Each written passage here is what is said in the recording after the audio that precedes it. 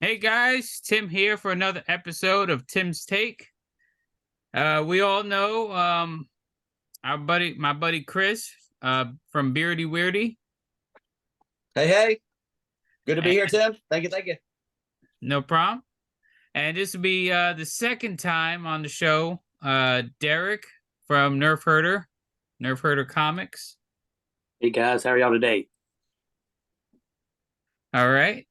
All right. Thanks for So having me now that back. now that we got those introductions out of the way, we're just gonna dive right in, fellas.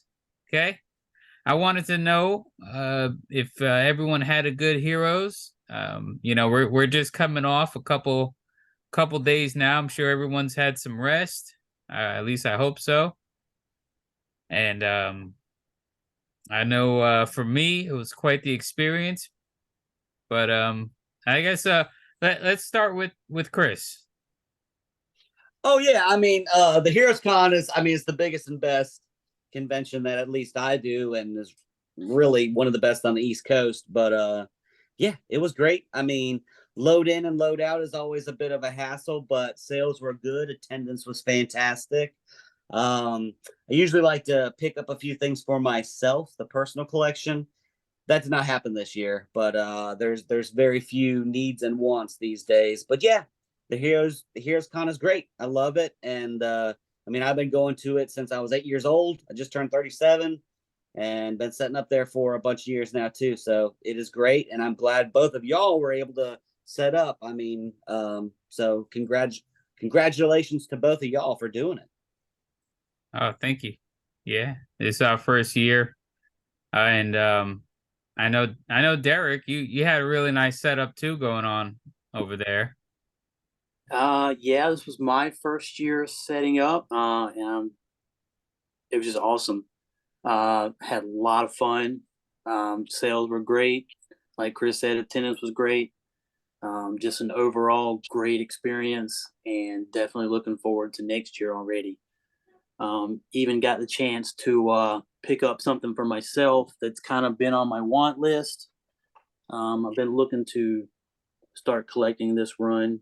And this is a Buck Rogers #2 from 1941. So it's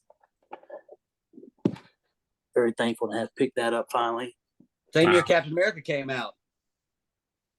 Yeah, Yeah, yeah, it's quite old. yeah, that's awesome, Derek. Do you have any other issues from that run right now? That is the first one. That's what's kind of got me a little more excited about it. Okay. Uh, just love that artwork, man. Artwork's great. I don't even know how many issues are in that run off the top of my There head. are 6 in Six? that very first Buck Rogers run. Yes. Okay. Okay. Cool. Yeah. Were you a Nice. fan? If I'm not mistaken, there was a show or of Buck Rogers, right? Years ago. Yeah. Yeah. There's been probably a couple at least. Never really watched it a whole lot. I'm more and more into just the artwork. Mhm. Uh, I have seen Buck Rogers, but yeah, I'm a Star Trek and Star Wars fan, so Buck Rogers is kind of a little lower on that totem pole for me. Yeah. Well, I Buck Rogers is probably like quintessential like sci-fi though, you know? Yeah, If it yeah, wasn't for that, there probably wouldn't be. there wouldn't be Star Trek and Star Wars. Yeah, Yep, exactly. yeah. Exactly. I mean, saying something like that too makes me think about that. I could see them doing a movie, a more up to date movie on Buck Rogers and oh, definitely. or some kind of a series.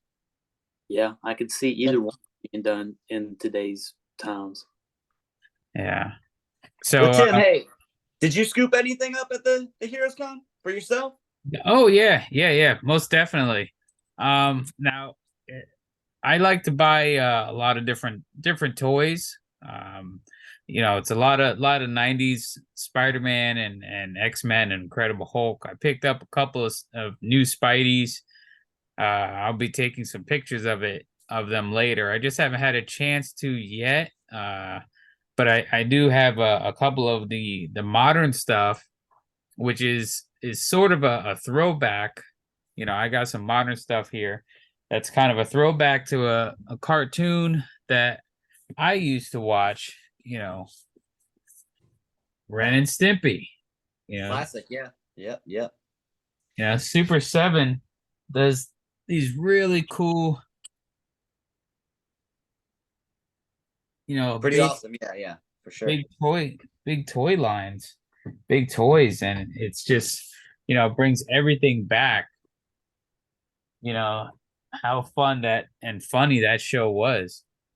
So It's in the voice actor for Ren and Stimpy, or the main voice actor. He was set up at the SC Comic Con this year, which was just or maybe a few months ago.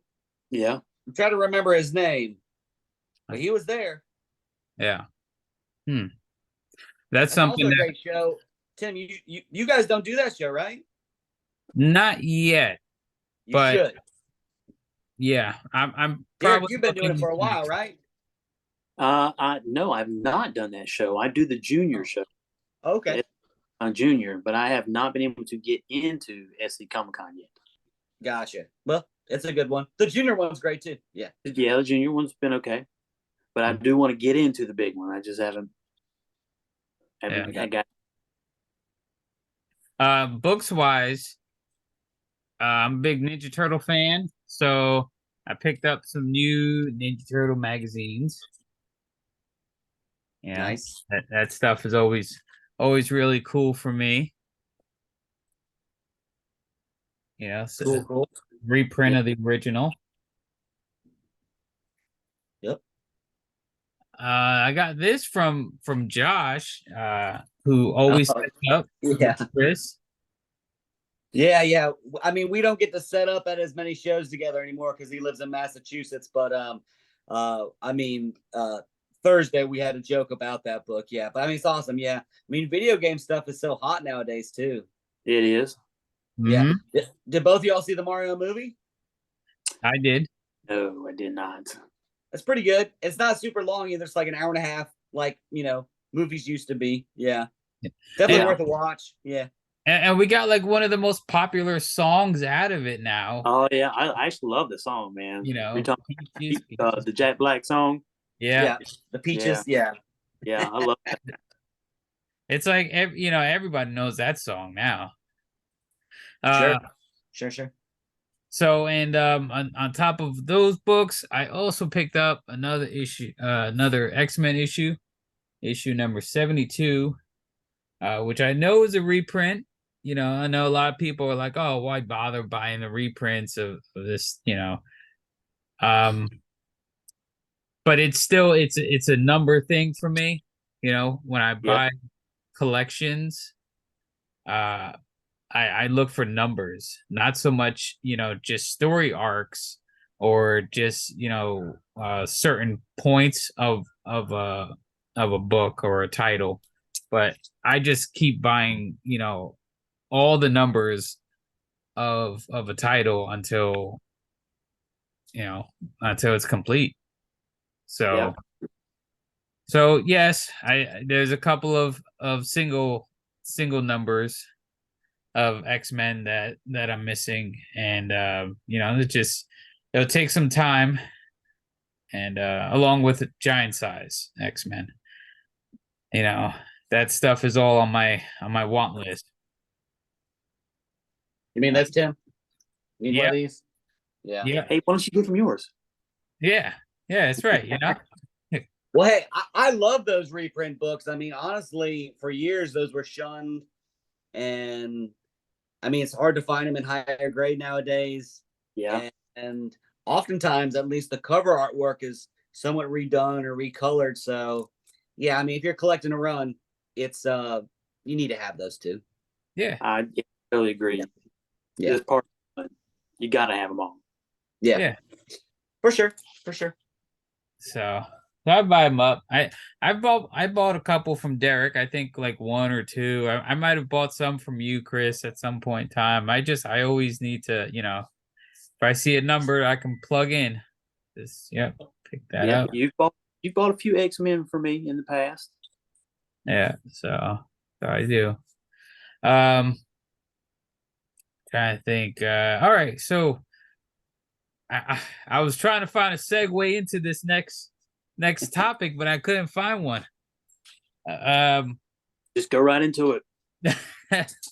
Movies and shows and how it affects the comic book market today. You know, as vendors, we kind of see, you know, when a book is hot, how it can just quickly change, you know, from one show to the next. Yeah, it can go up, it can go down. Literally.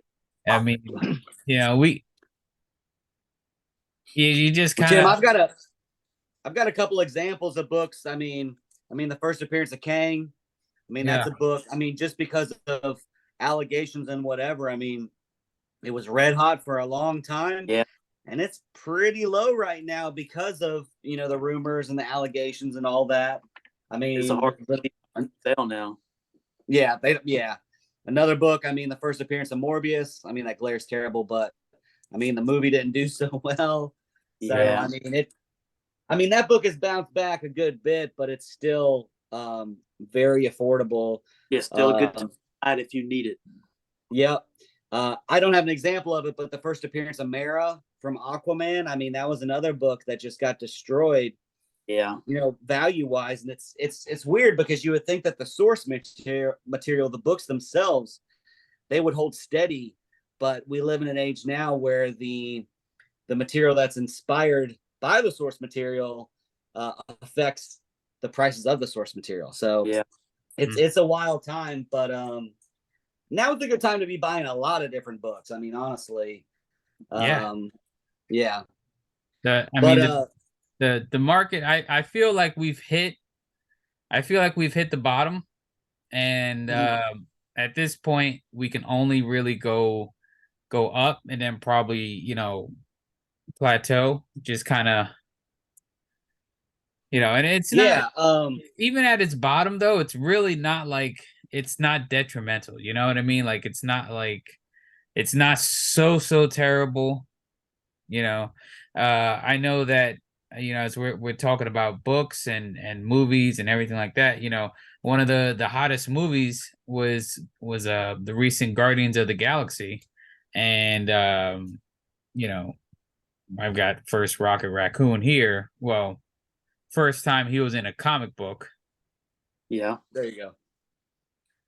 And I remember pulling that book out of a dollar bin years ago, just because, you know, I was collecting the full collection of Incredible Hulk, and I would just, you know, pull them all out of dollar bins and $3 bins and stuff like that. And then, you know, next thing you know, it's on a wall for 150 and, you know, $200. So yeah. Oh, Tim, on a positive side, though, I mean, the first appearance of the High Evolutionary, I mean, it went up a good bit. So, I mean, that's one of the, you know, in recent times, it's one of the few books I feel like that was kind of low to begin with, but it's seen, you know, it's seen some healthy growth, I guess, you know. yeah. Movies do that to a book. Any you guys see the new Spider-Man? I mean, I have, yes, and I thought it was amazing. Yes. You saw it, Derrick? No, I have not seen it yet. Oh, okay. So, I'll try not to give away any spoilers, but yes, I found it to be, like Chris says, it really was an amazing film.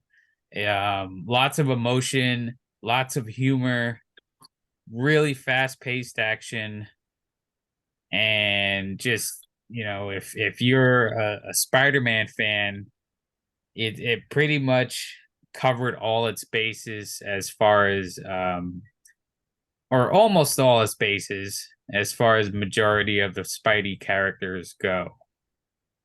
And yeah, there's so many cameos.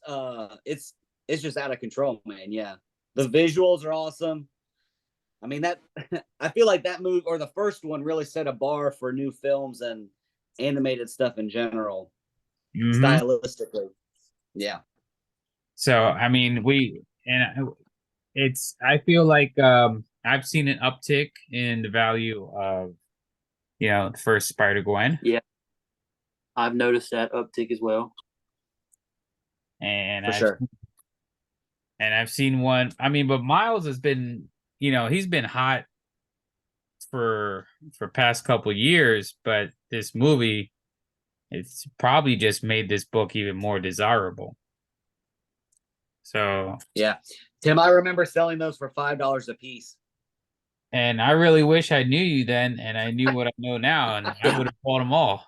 Well, that's what they were worth, though. It's not like it was just like, yeah, okay. We've all sold something for cheap that's gone up in value since then. That's what keeps the comic world turning. Yeah. Yeah. I think I've actually owned like three or four, maybe even copies of that Ultimate Fallout. You know, because I remember buying the entire collection of Ultimate Spider-Man. It was just so good. And then I was like, how are they continuing this? Like Peter is dead.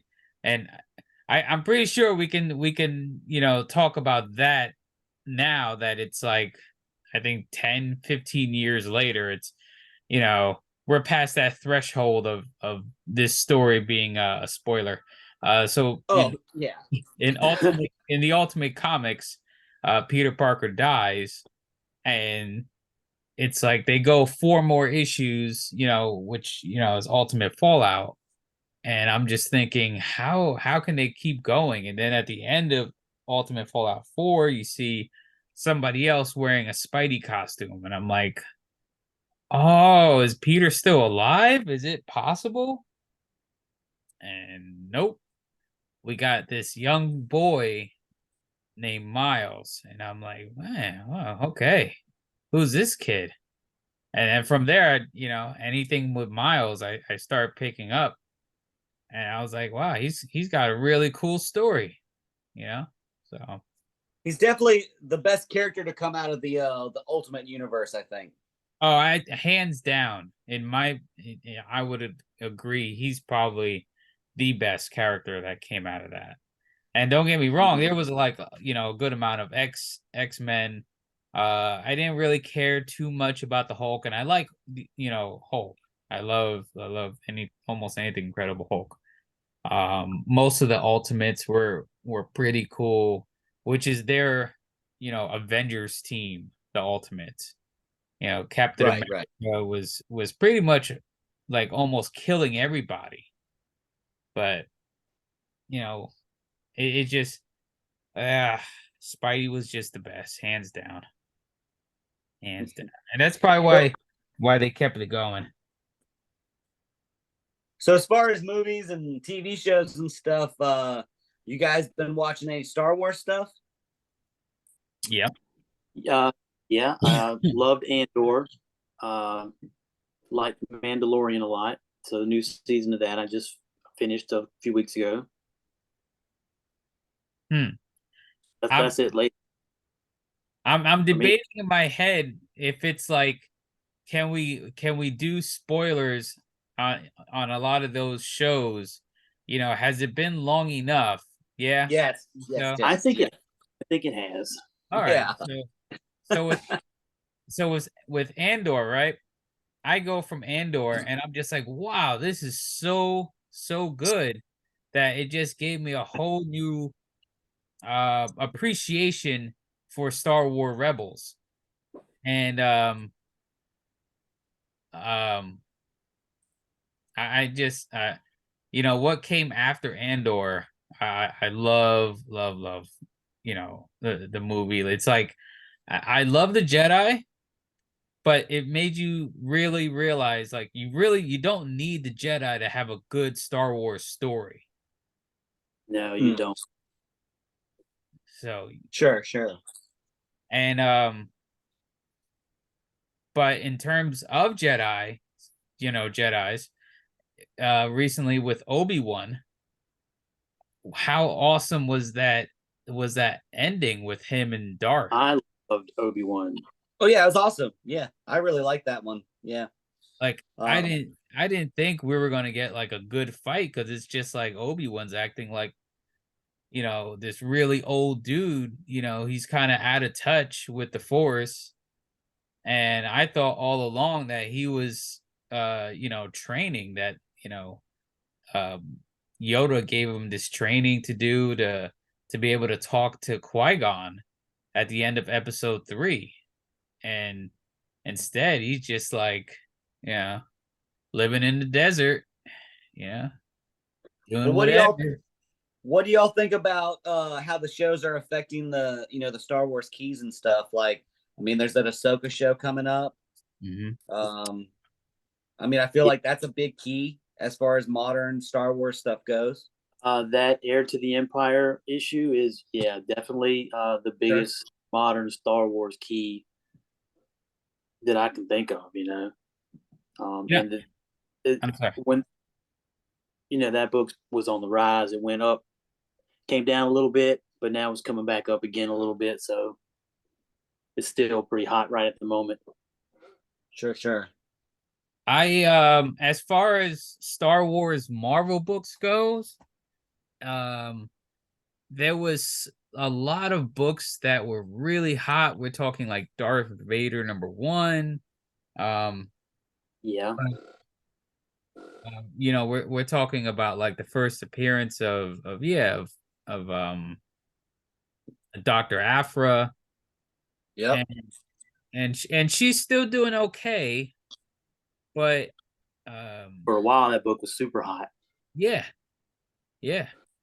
Um, but I mean, they're not all really, what's that show? With Star Wars. Is it Star Wars Rebels with uh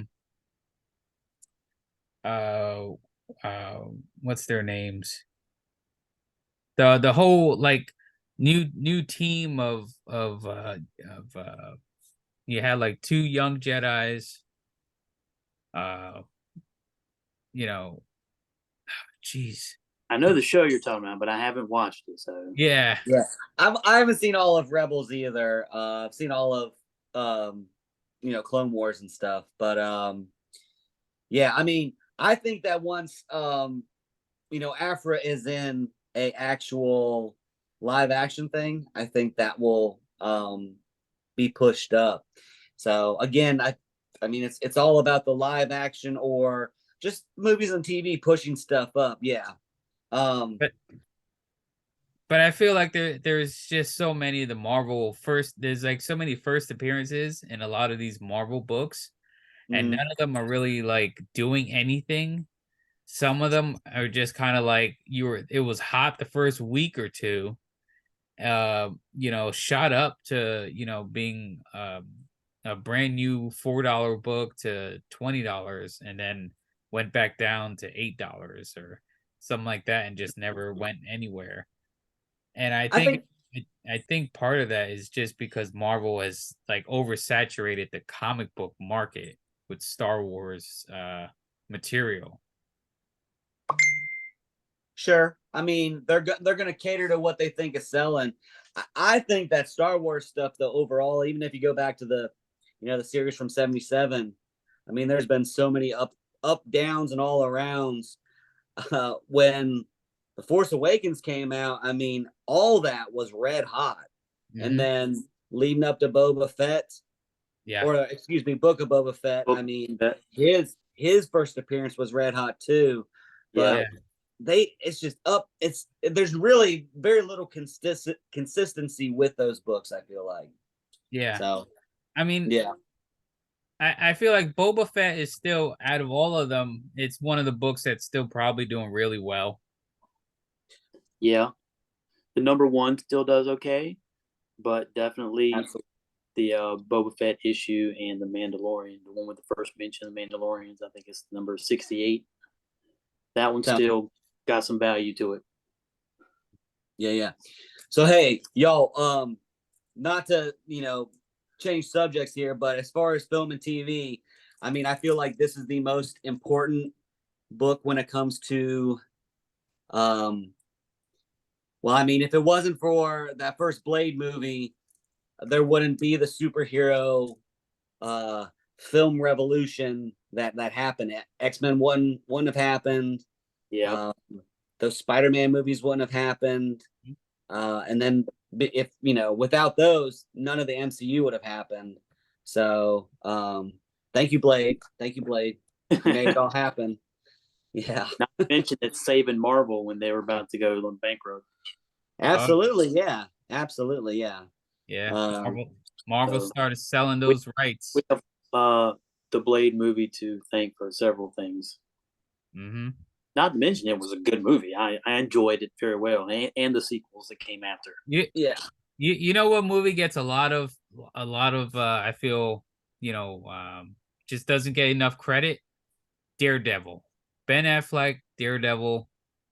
I know a lot of people are like, it was terrible. I'm like, come on, man. I saw it in theaters. I mean, yeah. I loved it. I Now, love Bullseye. now Elektra though is pure trash. I don't care what anyone says. I also saw that in theaters. With Jennifer Gardner. I mean, Yeah, whatever. Soundtrack was cool at the time, but man, that movie was just a straight turd. But yeah, I like that first Daredevil film. I mean, I didn't care. before that, the only thing we had was the Bill Bixby Hulk TV special, The Trial of the Hulk.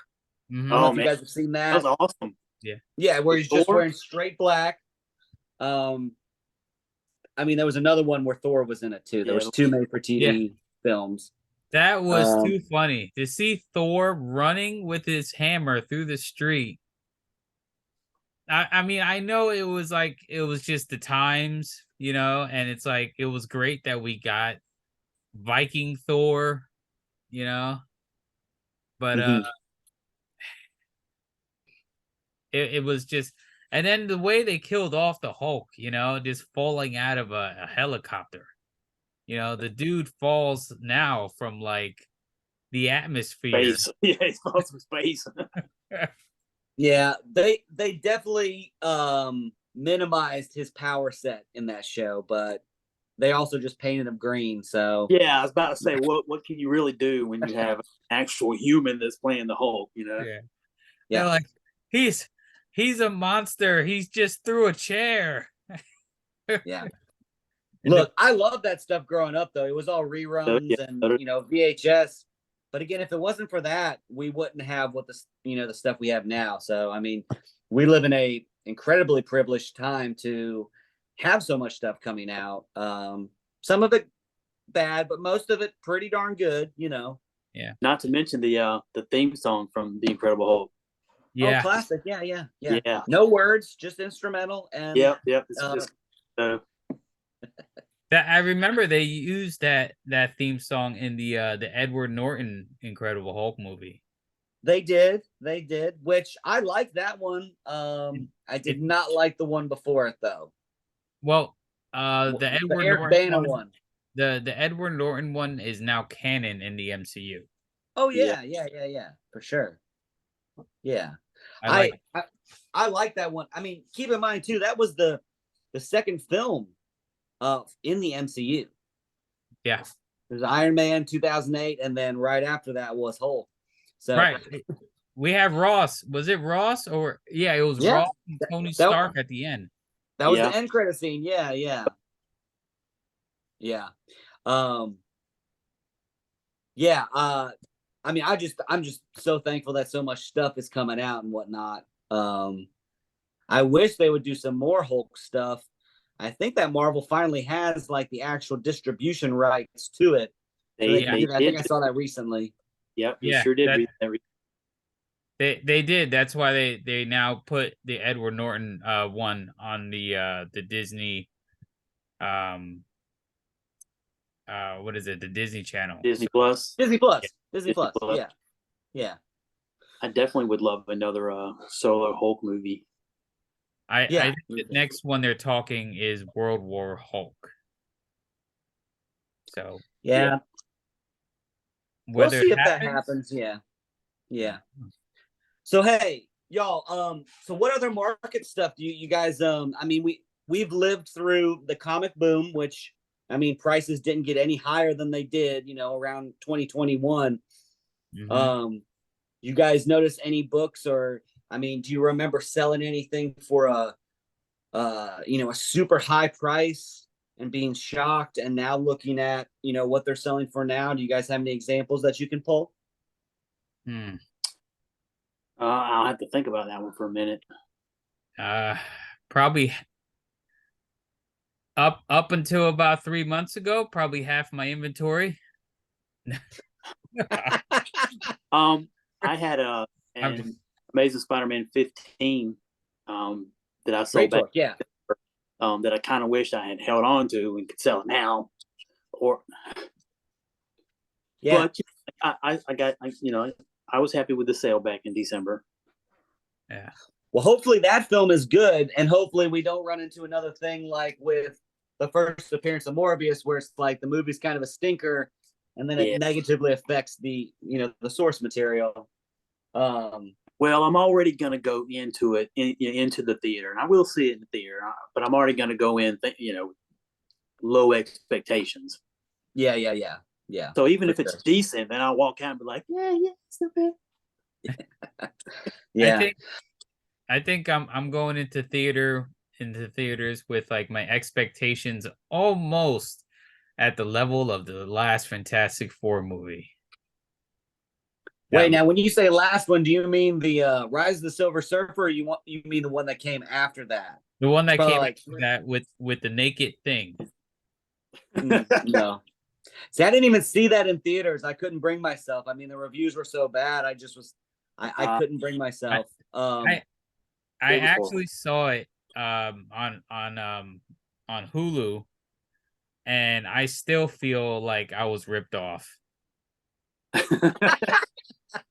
Well, hey, have y'all ever seen the Roger Corman one that they did? I mean, it was a movie that they filmed. No, I've not.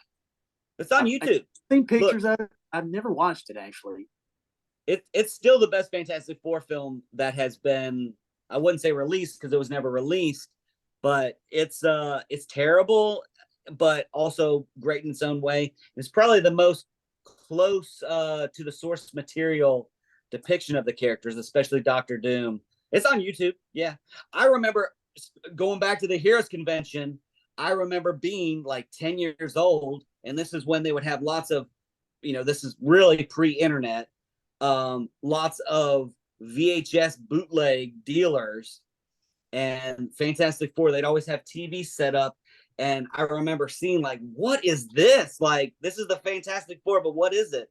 So, yeah, if you guys haven't seen it, it's worth a laugh, and it's bad, but in all the right ways. Gotcha. Yeah, Yeah. I do remember my comic book shop selling a bootleg or a couple of bootleg copies of it. Okay. And I do know the reason that they made that was because what was it? Fox at the time was kind of required to make a movie of the Fantastic Four every couple of years, otherwise they would lose It's a rights thing, yeah. So yeah, if you don't they, use it, you lose it. Yeah. yeah. So they literally made a trashy one, spent like, still a good chunk of money. Didn't really tell these actors or anything that like, hey, you know what, this is just for laughs, and then never release it. Yeah. It's crazy, but I mean, I guess that's big business. I'm not really, I don't know. So yeah, you can't think of any other examples of books that have fallen from grace from the heights of 2021, the comic boom. What about Bloodsport? First appearance of Bloodsport. Remember we had that did that go anywhere? Bloodshot. Yeah, I'm sorry. Yeah. Rise Zero, yes. That was Yeah. I wouldn't say it was a huge book. It never was. Yeah. But it was a solid 20 little bit. Yeah. That movie came out right at it was like the first week of the pandemic, because I remember I was set up down in Florence at the Power Comic Con. Derrick, you're well versed in that. Yep. And that was like the last convention that happened before everything shut down. And I'm pretty sure it was the week after that movie came out. And it's like, even if it was a good film, it was destined to fail. But yeah, Vin Diesel. I didn't see it. Have y'all seen it? Yeah. It was okay. And it was okay. All right. Okay. All right. And then I remember seeing a bunch of first appearance of Taskmasters. Oh geez. Yeah. Yeah, Tim, that book, that's a you great that's example. really good example. Yes, Yeah. that book was red hot until the movie came out, and they turned Taskmaster into a female, and the movie itself was good. I liked And the movie. and she was like cybernetic or But something, right? but yeah, Yeah. but Yeah. that book, that the movie came out. Yeah. Yeah. I don't mind that they made her a female, but she barely had any lines in the film, and they Yeah, took all of the character, all the characteristics of that character, they just threw it in the trash. yeah, So it's like, man, like, what are you doing here? But yeah, that I feel bad for that book. I mean, that I don't feel like that book has rebounded really much at all. it Kind of, should. It's should, still a yeah. good book. It's still a great character, in a great run. So all those put together, it should rebound, but it just hasn't yet. Well, she's supposed to be in the Thunderbolts film, which hopefully they take that chance to do at least a tiny bit of character development, because they did zero for Black Widow, and that's Yeah, why, so All right. it's weird when they, you can, gender swap characters and stuff, but when you just completely take away their character, it's I don't know, fans are not going to like that. There's no way around that, and that's going to affect the value of the book. I mean, the